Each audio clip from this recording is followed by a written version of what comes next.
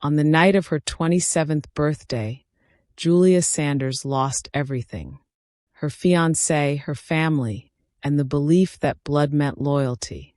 Her identical twin walked into the party wearing Julia's future, carrying the child of the man she was meant to marry. Humiliated and abandoned, Julia left in silence, erasing herself from their world. 5 years later, she returned married to a mafia boss, draped in diamonds, and ready to show the family who betrayed her exactly who she had become. Hello, family. Welcome to Love and Shattered Bonds Stories. Please subscribe and leave a like for us. It means the world to us. Also, share this video to your friends and loved ones and turn on post notifications so you don't miss future videos from us. Thank you as you do so. Sit back and relax as we dive into the story. The crystal chandeliers above the Sanders estate cast fractured light across the marble floors, creating patterns that dance like secrets waiting to be told. Every corner of the grand ballroom sparkled, from the champagne fountains cascading golden bubbles to the silk drapes that framed floor-to-ceiling windows overlooking manicured gardens. A live jazz quartet played softly near the elaborate floral arrangements where white roses and orchids intertwined in elegant spirals. It was Julia's 27th birthday, meant to be the celebration where everything finally made sense. Dressed in an elegant white cocktail dress that seemed to glow against her rich brown skin, Julia moved through the crowd with practiced grace, her natural curls swept into a sophisticated updo. Her fiancé, Brandon Huff, a rising corporate attorney with sandy blonde hair and a politician's smile, stood close beside her, his hand resting possessively at the small of her back. He leaned in frequently, whispering things that made her laugh, made her feel like the universe had finally aligned in her favor. She had waited for this moment. The engagement, the acceptance, the proof that she was chosen, loved enough. The room was filled with faces she'd known her entire life. Her mother's society friends, business associates of her late father, cousins who always had opinions, and the whispers that followed every Sanders family gathering. But tonight, something felt different. Eyes darted toward the entrance more often than usual. Conversations paused mid-sentence, then resumed in hushed tones. The energy in the room carried an undercurrent of anticipation, like everyone was waiting for something Julia hadn't been told about. Halfway through the evening, as white-gloved waiters circulated with crystal flutes of Dom Perignon and guests began moving toward their assigned tables for the dinner service, Brandon's hand tightened slightly on Julia's arm. "Julia," he said quietly, his voice strained in a way she'd never heard before. "Can we talk for a moment? Just outside." She turned to him, still smiling, still believing this was part of some elaborate surprise. "Now, you're not about to do another proposal, are you?" she teased, touching the diamond engagement ring that caught the chandelier light. "Because I already said yes, remember?" Brandon didn't smile back. His jaw was clenched, a muscle twitching near his temple. His eyes, usually so confident and direct, kept darting toward the entrance, toward the shadows beyond the French doors, anywhere but at her face. A small knot of unease formed in Julia's stomach, but she pushed it away. This was her night. Everything was perfect. It had to be. "Please," he said, and there was something in that single word, urgency, guilt, fear, that made her stomach drop. She followed him through the crowd, feeling eyes track their movement. Her mother, Gloria Sanders, elegant in deep purple silk, watched from across the room with an expression Julia couldn't quite read. Not concern. Something else. Something that looked almost like resignation. They stepped through the tall French doors onto the candlelit terrace where the night air carried the scent of jasmine and impending rain. The air on the terrace felt too thin.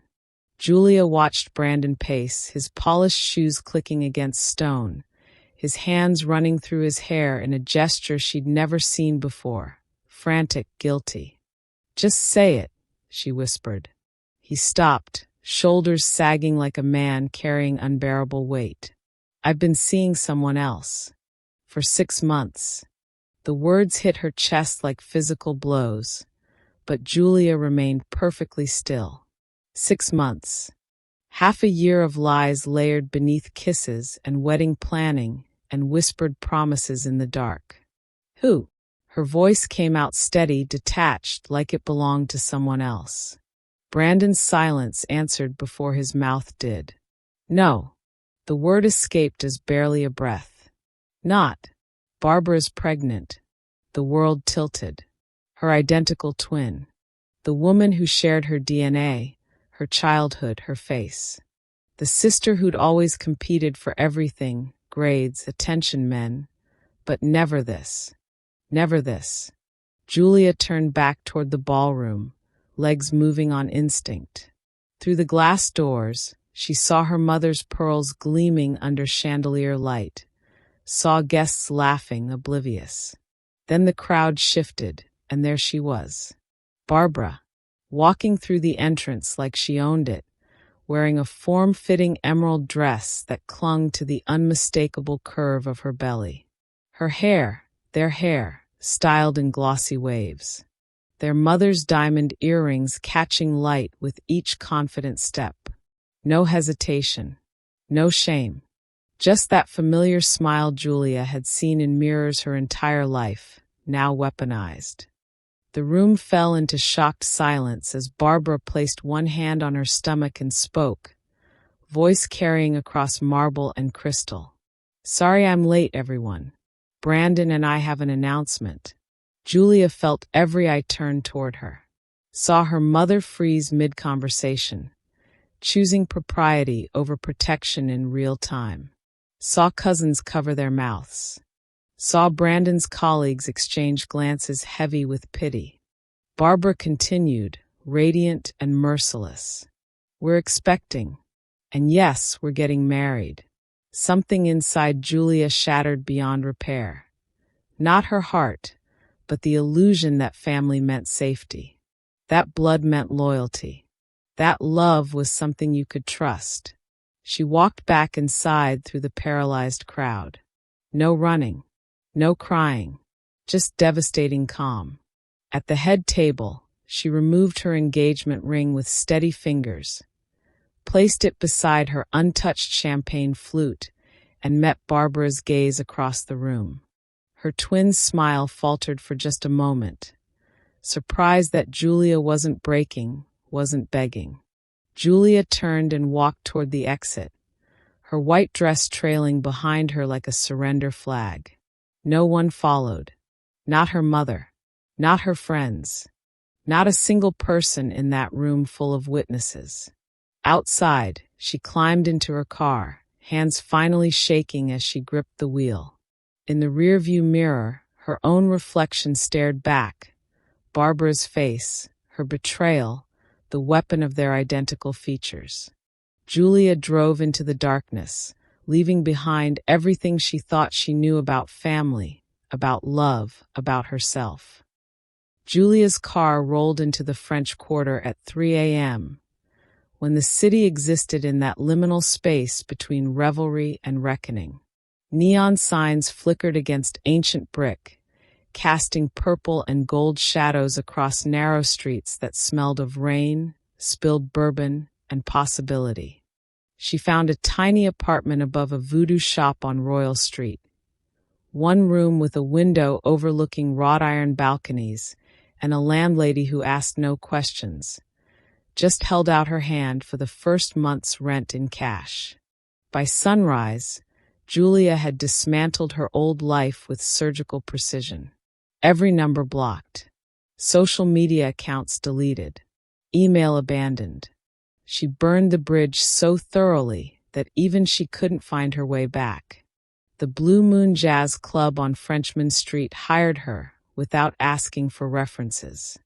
The owner, a weathered woman named May with silver locks and knowing eyes, just looked Julia up and down and said, "You running from something or toward something? Does it matter?" Julia replied, "Not to me, sugar. Can you carry a tray?" The club became Julia's sanctuary. Dim lighting, velvet curtains heavy with decades of cigarette smoke, and music that seemed to pull secrets from the air itself. Tourists and locals blended at small round tables, while musicians on stage poured their souls into saxophones and worn piano keys. Julia served drinks and watched transfixed. The singers, mostly women who looked like they'd lived 1,000 lives, transformed pain into something transcendent. She remembered her own abandoned dreams, the music scholarship she'd turned down because Brandon had said it was impractical, because her mother had wanted her closer to home, because being the good twin meant making everyone else comfortable. 3 weeks in, during a late-night set, the scheduled singer didn't show. The band vamped, waiting. May caught Julia's eye across the room. "You know any standards, baby girl?" Julia's throat tightened. She hadn't sung since college. But something, grief or rage or the particular magic of 2 a.m. in New Orleans, pulled her onto that small stage. She sang Strange Fruit, with a voice that cracked and bled, every note raw with fresh wounds. The room fell silent except for the stand-up bass thrumming like a heartbeat. When she finished, May was waiting with tears streaming down her face. "You got pain, sugar. Real pain. Now make it beautiful." Julia was given Thursday and Saturday nights. She began writing her own songs, jagged, honest pieces about betrayal that wore your face, about families that chose silence, about learning to recognize your own reflection again. Slowly, the numbness that had carried her from that ballroom began to crack. Beneath it wasn't more pain, but something else entirely. Freedom. For the first time in 27 years, Julia Sanders sang in her own voice, told her own truth, and answered to no one. By the 3rd month, Julia had built a small but devoted following. Regulars requested songs. Tourists returned on subsequent visits. The blue moon felt less like hiding and more like becoming. Then he appeared, the man in the darkest corner booth, where candlelight barely reached. Expensive suit, Italian cut, she guessed, worn with the casual confidence of someone who never needed to prove anything. Dark hair, olive skin, and eyes that watched her with an intensity that should have felt invasive, but somehow didn't. He returned every Thursday and Saturday. Never approached. Never requested songs. Just watched, sipped whiskey neat, and left cash on the table that was always exactly double the bill. 3 weeks of this silent ritual before he finally stayed after closing.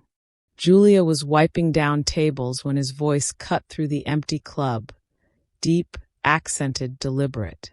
"You sing like someone who has known betrayal."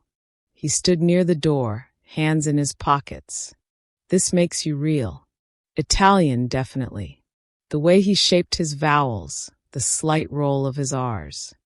"And you watch like someone who understands it," Julia replied, surprising herself. His smile was slight, almost sad. "Galdino Russo." "Julia Sanders." "No," he said softly. "Just Julia. The rest doesn't matter here." Their courtship unfolded in the hours when New Orleans belonged to insomniacs and artists. Late-night walks through the quarter, past shuttered shops and wrought-iron galleries. Café au lait, Café du Monde as sunrise turned the Mississippi pink gold. Conversations that circled around truth without ever landing directly on it. "What do you do?" she asked once. "I handle family business," he said. "Import, export. Things that require discretion." She didn't press. After a lifetime of people demanding her story, his mystery felt like respect. He asked about her music, never her past. Listened when she spoke. Watched her like she was art he was trying to understand, not a puzzle to solve. Their first kiss happened in a hidden courtyard during an unexpected rainstorm. Bougainvillea draped over crumbling brick, water streaming from cast-iron drain pipes, and Galdino's hand cupping her face with a gentleness that made her chest ache. "I will not rush you," he murmured against her lips. "I will not push, but I am here." He treated her like something precious and rare, opening doors, walking street-side on sidewalks, his hand at her back protective, not possessive. When she had nightmares about familiar faces, he held her without asking questions. Slowly, cautiously, Julia felt something she'd thought was dead begin to stir. Not trust, not yet, but hope. The dangerous, terrifying possibility that maybe, just maybe, not everyone would betray her. That some people chose loyalty over convenience. That she could be chosen, protected, wanted. Not for what she could give, but for who she was becoming. 6 months into their careful dance, Julia saw something that shattered the illusion. She was leaving the Blue Moon through the back exit when she spotted Galdino outside a black SUV. 3 men in expensive suits stood before him, heads bowed, body language screaming deference. One kissed his ring. Another waited, silent, until Galdino gave a single nod, permission to speak. Julia pressed herself against the brick wall, heart hammering. The next night, she followed him, watched from across the street as he entered a warehouse near the docks.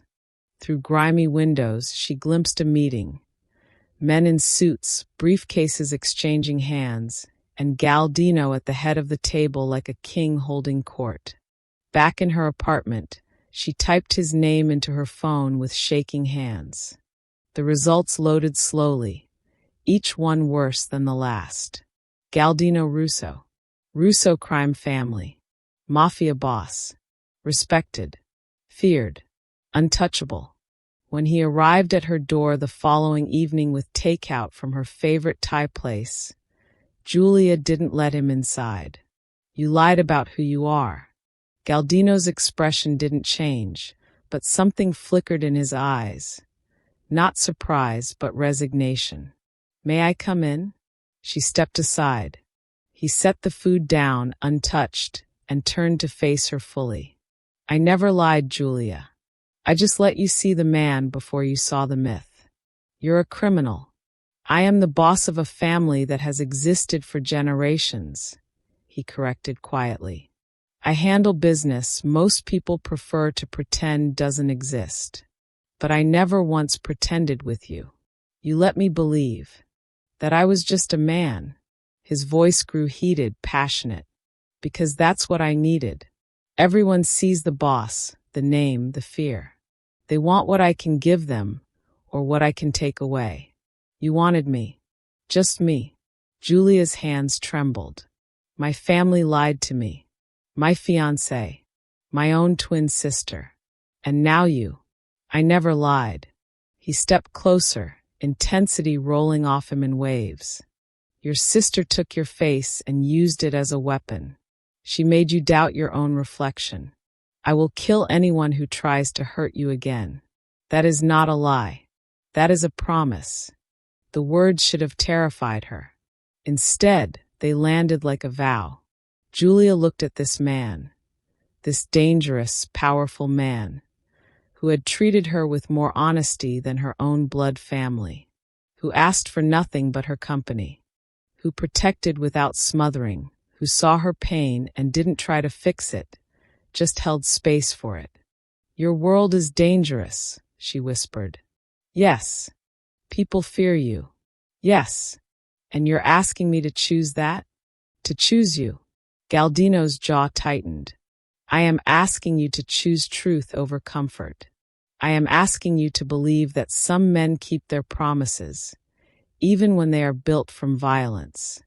Julia closed her eyes, breathing through the terror and something else, something that felt dangerously like trust. "No more secrets," she said finally. "No more secrets." She stepped into his arms, choosing danger she could see over safety that was always an illusion. The New York courthouse wedding was deliberately small. Just Julia, Galdino, and two witnesses pulled from the hallway. No white dress, no fanfare, just legal vows spoken in a fluorescent-lit room that smelled of old paper and municipal efficiency. But Sicily was different. The Russo family villa sat nestled in rolling hills where vineyards stretched toward the Mediterranean like green waves frozen in time. Centuries-old stone walls held stories Julia was only beginning to understand. Olive groves whispered in the evening breeze, and the air tasted of salt, wine, and possibility. At sunset, they gathered in the vineyard. Julia wore cream lace that moved like water, her natural curls adorned with tiny white flowers. Galdino stood in black, sharp and striking against the golden landscape, looking at her like she was the only thing in the world that mattered. The gathered family, aunts, uncles, cousins who carried themselves with the same quiet authority Galdino possessed, watched with expressions that held respect, not judgment. No one asked about her past. In the Russo family, you were measured by loyalty, not pedigree. When it came time for vows, Julia's voice was steady. "You showed me that protection and love aren't opposites. That strength can be gentle. That choosing someone dangerous can be the safest thing I've ever done." Galdino's eyes glistened as he spoke. "You trusted me when you had every reason not to trust anyone. You gave me something more valuable than fear or respect. You gave me faith. I will honor that every day of my life." They sealed their promises with a kiss as the sun dipped below the hills, painting everything in shades of amber and rose gold. That night, on the villa's terrace under a ceiling of stars so bright they seemed invented, Galdino held Julia against his chest, their breathing synchronized with the distant sound of waves. "Do you miss them?" he asked quietly. "Your family?" Julia was silent for a long moment, considering. In her mind's eye, she saw her mother's frozen face at the party, Barbara's triumphant smile, the family that chose silence over standing up for her. "I miss who I thought they were," she said finally. "The family I imagined we could be. But the people they actually are? No, I don't miss them." She turned in his arms, meeting his gaze. "This is my family now. You, this place, these people who welcomed me without asking me to prove I deserve it." Galdino pressed his forehead to hers. "La mia famiglia e la tua famiglia." My family is your family. Always. For the first time since that terrible birthday, Julia felt something she'd thought was lost forever. Not just safety, not just love, but home. A place where she could finally stop running, stop proving, stop shrinking herself to fit into spaces that were never meant to hold her. Here, in the arms of a dangerous man who loved her fiercely, Julia Sanders became Julia Russo. And she was free. Julia stood in her Manhattan office on a sunny morning, overlooking Central Park, sunlight streaming through floor-to-ceiling windows. Gold records lined one wall. Artists she discovered, nurtured, launched. Her music production company, Renaissance Records, had become known for giving voice to those the industry overlooked. She was reviewing contracts when her assistant brought in the mail. The cream envelope with embossed gold lettering stood out immediately. Annual charity gala honoring community leaders. Julia's hands steadied as she opened it, reading the list of honorees. Barbara Sanders Community Service Award for her work with underprivileged youth. The irony would have been funny if it didn't taste like acid. Galdino found her an hour later, still holding the invitation, staring at an address that represented everything she'd left behind. Amore. He moved behind her, hands gentle on her shoulders. What is it? She handed him the card without speaking. His jaw tightened as he read. Do you want to go? Julia turned, meeting his eyes. I'm not going for them. I'm going for me. To show them I survived. That I'm not the broken woman they remember. Understanding flickered across his face. Then we go. The preparation was deliberate, strategic. Julia chose a gown that told a story. Red silk that caught light like armor. Powerful, not provocative. Elegant, not apologetic. In their bedroom, Galdino opened a velvet case containing Russo family diamonds. A necklace that had belonged to his grandmother. Earrings that sparkled with old-world wealth and new-world power. These have been in my family for 3 generations, he said, fastening the necklace around her throat. They've seen wars, survived betrayals, witnessed empires rise and fall. Like you. Downstairs, his men prepared the security detail with military precision. Marco would drive. 2 additional cars would follow at a distance. Galdino's wife would be protected always. The night before the gala, they stood together on their penthouse terrace, the city glittering below like scattered diamonds. Are you ready for them to see who you've become? Galdino asked, his hand finding hers. Julia thought of the girl who'd walked barefoot out of that birthday party, shattered and alone. Then she thought of the woman she'd built from those broken pieces. Stronger, wiser, unbreakable. I'm ready for them to see who they lost, she said, her voice steady as stone. I'm ready to show them that their betrayal didn't destroy me. It freed me to become someone they could never touch. Galdino lifted her hand to his lips. Then tomorrow, we remind them that Julia Sanders didn't disappear. She evolved. She smiled, fierce and certain. Tomorrow they meet Julia Russo. The Plaza Hotel's grand ballroom glittered like a jewel box. Crystal chandeliers, champagne towers, New York's elite in designer gowns and tailored tuxedos. The charity gala was in full swing, conversation flowing as freely as the Dom Perignon. Then the doors opened. Julia and Galdino entered like a storm dressed in silk and Italian tailoring. Her red gown moved like liquid power. The Russo diamonds caught every light, announcing old money, old power, old debts that always came due. Galdino's hand rested protectively at her back, his presence commanding without effort. Every conversation stopped. The silence rippled outward like a stone dropped in still water. Heads turned. Champagne flutes paused midway to lips. Someone gasped. Across the room, Barbara stood frozen mid-laugh, her smile dying as recognition dawned. The blood drained from her face so quickly she swayed. Beside her, Brandon's drink nearly slipped from his hand, ice cubes rattling against crystal. Near the stage, Gloria Sanders clutched her husband's arm, pearls trembling at her throat. Then the whispers began, sharp, urgent, spreading like wildfire. That's Julia Sanders. I thought she disappeared. Is that Galdino Russo? The Mafia boss. She married him. Fear rippled through the room in waves.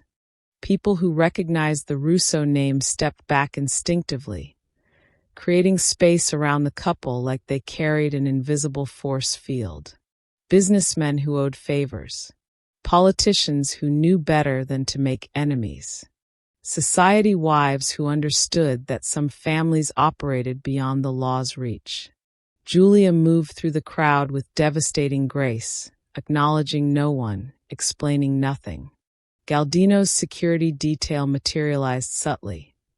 Marco near the entrance, 2 others positioned at strategic points, invisible to most but unmistakable to those who knew what to look for. When Barbara's name was called for her award, she stumbled to the stage. Her acceptance speech, undoubtedly rehearsed to perfection, crumbled into fragments. She stammered through platitudes about community and service, but her eyes kept darting to Julia, who sat perfectly still, expression serene, power radiating from her like heat. Julia didn't need to speak. Her presence said everything. I survived you. I transcended you. I am beyond your reach now. After the ceremony, as people clustered around Barbara, offering hollow congratulations, Julia stood. Galdino rose with her, a movement so synchronized it spoke of years, not days. She crossed the room, heels clicking against marble like a countdown. Barbara, Julia said quietly. Mother, we need to talk. Privately. Gloria's face went white. Barbara opened her mouth, then closed it, looking desperately at Brandon, who had the good sense to stay silent. Galdino's voice cut through the tension like a blade. The terrace room. 5 minutes. It wasn't a suggestion.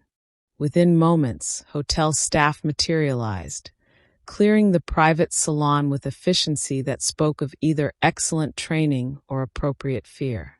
Possibly both. As Julia walked toward her reckoning, she felt nothing but calm. 5 years ago, they'd watched her leave broken. Today, they would face who she'd become. The terrace room's opulence felt suffocating. Silk wallpaper, antique furniture, windows overlooking Central Park. Barbara sat rigidly on a velvet settee, Brandon standing behind her like a shield she no longer deserved. Gloria perched on a chair, hands twisted in her lap. Galdino stood by the door, silent sentinel. This was Julia's moment. She remained standing, looking down at the 3 people who had shattered her world. 5 years ago, you 3 made a choice. Her voice was calm, surgical. Barbara chose betrayal. Brandon chose weakness. Mother, you chose silence. Barbara flinched. Brandon's jaw clenched. Gloria's eyes filled with tears. I want you to understand something, Julia continued. I didn't come back because I need closure from you. I came to give myself closure. Julia, please. Barbara's voice cracked. I've wanted to explain. Then explain. Barbara's composure shattered like glass. Brandon left me 2 years after our daughter was born. Said I wasn't who he thought I was. The jealousy, her voice broke. It destroyed everything. I thought if I had what you had, I'd finally feel enough. Tears streamed down her face, ruining her carefully applied makeup. But taking your life didn't give me one. It just made me a thief. She looked up, meeting Julia's eyes, identical faces, devastatingly different lives. You were always the better twin, and I hated you for it. Brandon cleared his throat. Look, we were young, things happened. Galdino's gaze cut toward him. No words, just a look that made Brandon's sentence die mid-breath. The temperature in the room dropped 10 degrees. Gloria stood on trembling legs. I failed you as a mother. Her voice was raw, broken. I chose propriety over protecting you. I told myself you were strong enough to handle it. She pressed a hand to her mouth, composing herself. The truth is I was too weak to choose. Julia absorbed their confessions, their tears, their regrets. She felt them land and then, remarkably, felt them slide away, powerless. I forgive you, she said clearly. All of you. Not because you earned it, but because I refuse to carry your sins anymore. Hope flickered across Gloria's face. But forgiveness doesn't mean reconciliation, Julia continued, steel beneath silk. It means I'm free. You're not invited into my freedom. Galdino moved forward, his presence filling the room like gathering thunder. When he spoke, his voice was quiet, conversational, which made it infinitely more terrifying. My wife has shown you mercy. Don't mistake it for weakness. He looked at each of them in turn. Anyone who tries to hurt her again will answer to me personally. The implication hung in the air, crystal clear, utterly genuine. Barbara went pale. Brandon stepped back. Gloria's hands shook. Julia delivered the final boundary. Don't contact me. Don't send letters. Don't show up at events hoping to reconcile. We're strangers now. She turned, Galdino's hand finding the small of her back instantly, protectively. They walked out together, leaving behind 3 people drowning in regret they'd earned. Julia's head was high, her shoulders back, her breathing steady.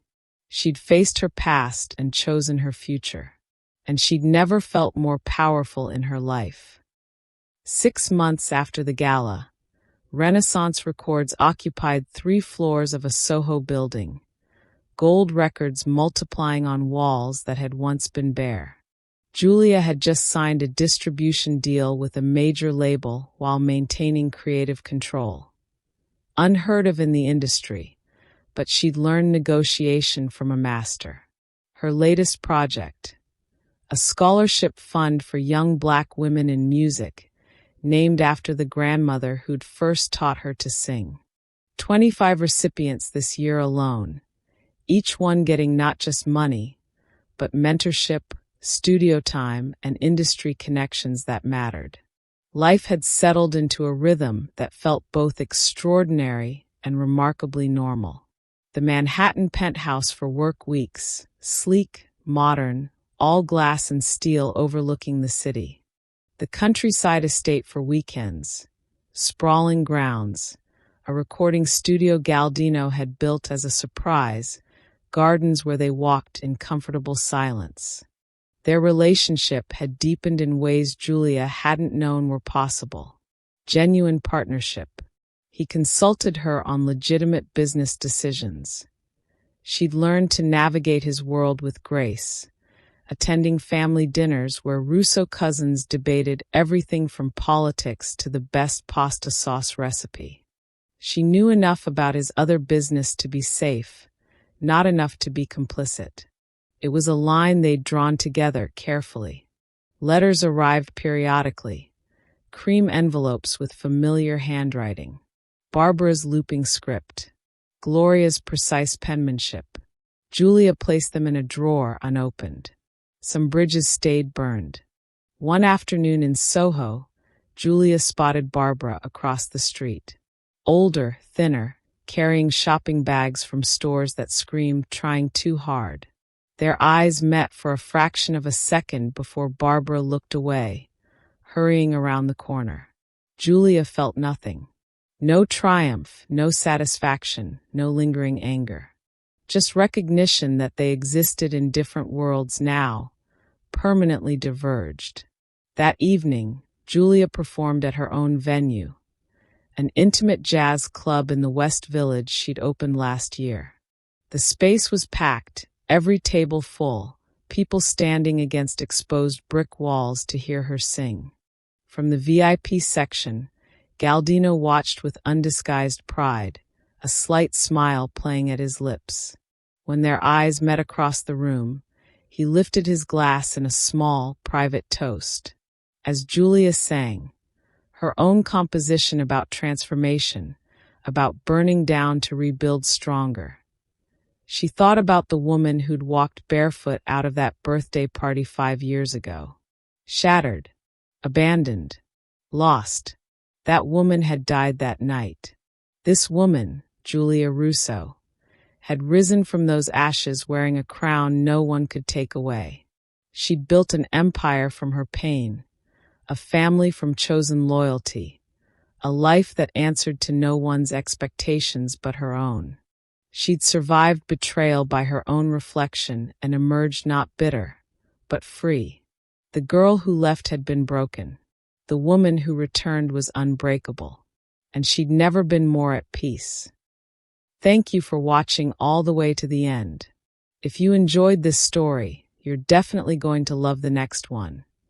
It's even crazier, more dramatic, and full of twists you won't see coming. So be sure to check it out. Before you go, tell me in the comments, Where are you watching from?